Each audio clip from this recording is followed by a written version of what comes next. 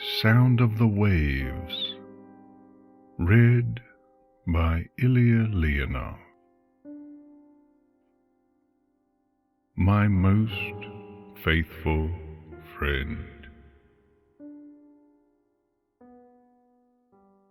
The sun was setting. It was a particularly beautiful sunset.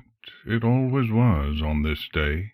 Most ponies of Equestria let it go by without so much as a second glance. Some historians or mages acknowledged its existence, in that the world lost a great spellcaster, and with him much untapped knowledge. No pony saw it as a day worth celebrating, worth remembering as more than a trivia question. Yet, for Princess Celestia of Equestria, it was the day she'd lost her best friend, Star Swirl. Even his name worsened the heavy ache in Celestia's heart. So she stood on her balcony, head raised toward the sky, making the sunset especially beautiful. He'd always loved sunset the best, after all. A faint tear slipped out of her eye, and unlike with most of her life, she did not immediately brush it away. Rather, she let it fall, trickling down her cheek, until it met the smile dancing across her muzzle. Finally, the sun disappeared below the horizon, and Celestia let her magic relax, the golden glow leaving her horn. She knew that, in her own section of the castle, Luna would have taken over raising the moon, and would then go down and conduct night court. Celestia was off for the day. Turning away from the rapidly darkening sky, the white alicorn made her way back into her room, shutting the doors behind her with a soft thud. Reaching out with her magic, Celestia turned the lock of the door connecting her personal quarters to the rest of the castle. There would be no pony disturbing her tonight. Celestia never knew how to feel about this particular day. In many respects, it was an absolute tragedy. Her best friend gone forever. And yet, one of the portraits on the far wall caught Celestia's eye, and her hooves carried her closer of their own volition. She stared at the face portrayed within the canvas, a deep green coat, a blonde mane, a soft, kind smile. Tears once again came to Celestia's eyes, even as a wide smile took over the majority of her face. Emerald spell. Turning to the next portrait in line, Celestia took in the white coat and blue mane, accompanied by a confident smirk. Then the portrait next to that, of a stallion with a shockingly red mane. Her hooves once again acting on their own, Celestia began to walk down the line of portraits on her wall, names and faces and friendships passing by her eyes. Light dancer, bright song. She noticed a pair of deep blue eyes. Night rider. More and more ponies, each causing the tears in Celestia's eyes to fall faster, the smile on her face to grow wider, the ache in her heart to grow stronger, until she reached the last portrait. Celestia stopped, studying the painting. Unlike all of the others, it hadn't been done as a strange personal request. It had been part of the coronation ceremony. The alicorn in the painting looked fully uncomfortable with all the attention she was receiving, though perhaps that was simply because Celestia had been there to witness the event for herself. Her blue mane was styled slightly, her lavender coat groomed to perfection. She had not put on her dress yet, but she wore her crown, and her wings were spread to reveal the six-pointed star on her flank. Twilight Sparkle, who had succeeded after 1,000 years of failures. Celestia smiled, remembering the words she'd sung to her faithful student in the place between life and death.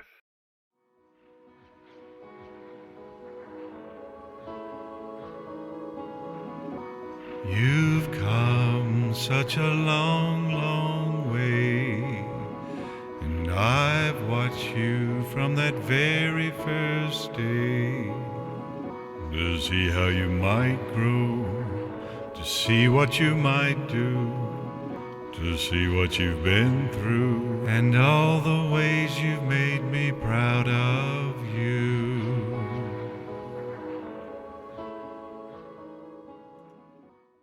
Yes, to a certain degree she had been speaking of Twilight Sparkle specifically. The things she had learned in Ponyville had changed her life for the better, and Celestia had been there every step of the way, both through weekly friendship letters and occasional visits. And yet, as she looked into Twilight's eyes, the eyes were always the same. He'd warned her long ago that it might be hard to decipher who he was, yet she'd never had trouble.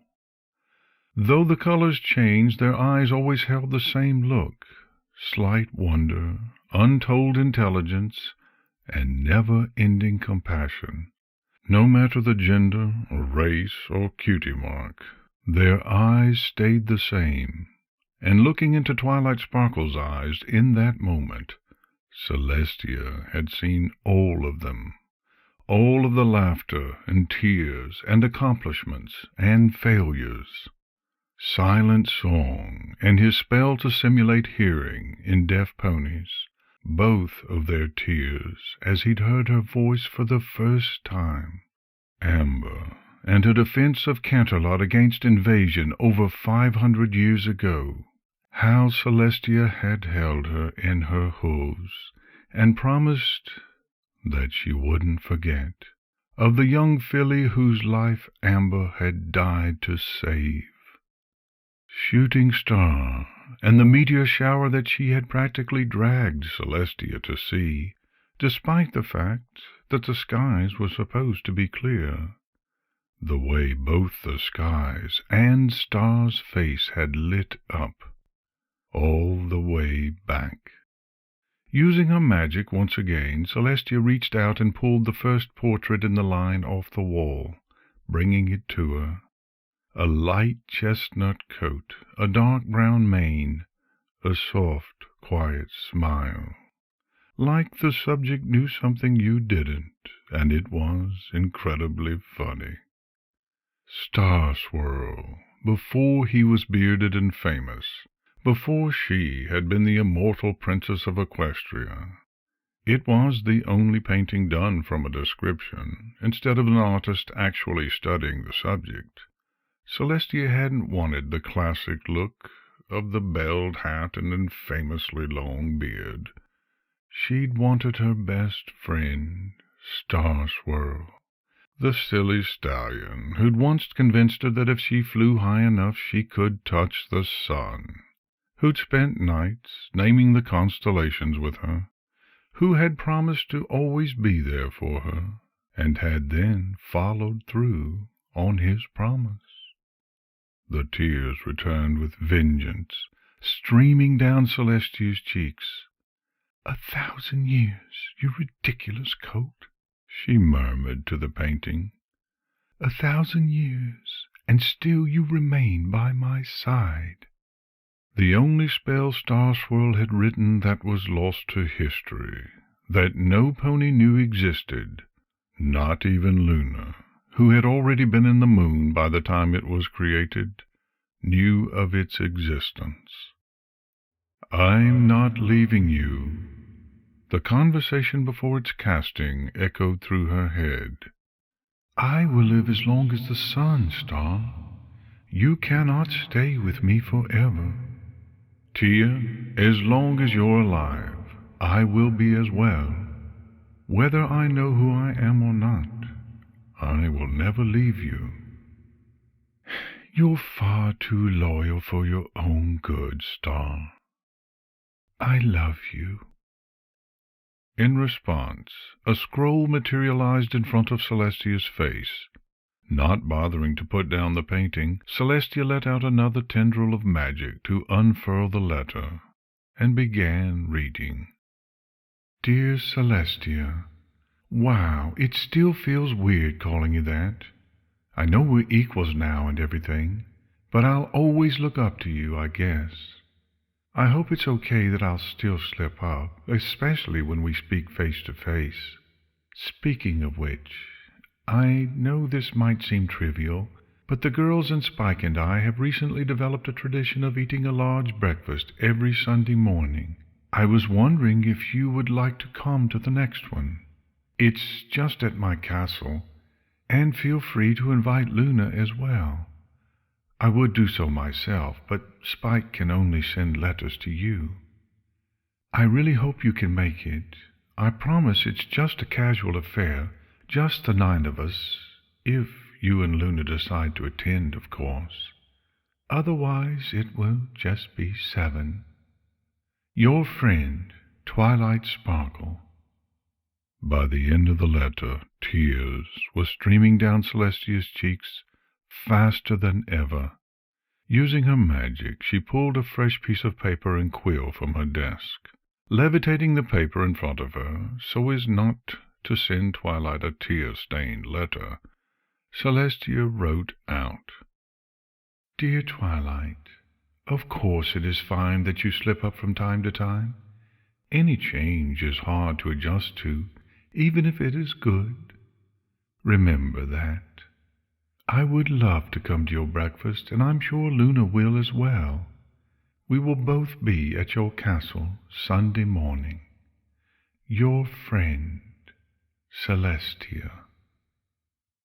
She bound the paper with her magic, and sent it back to Spike before looking at Star Swirl's painting once again. You really won't leave me alone, will you? Celestia asked, tears still falling freely, smile still etched across her face. Slowly she began making her way back toward the beginning of the line of portraits, using her magic to carefully hang star swirls in its place of honor. I'll see you Sunday, my most faithful friend.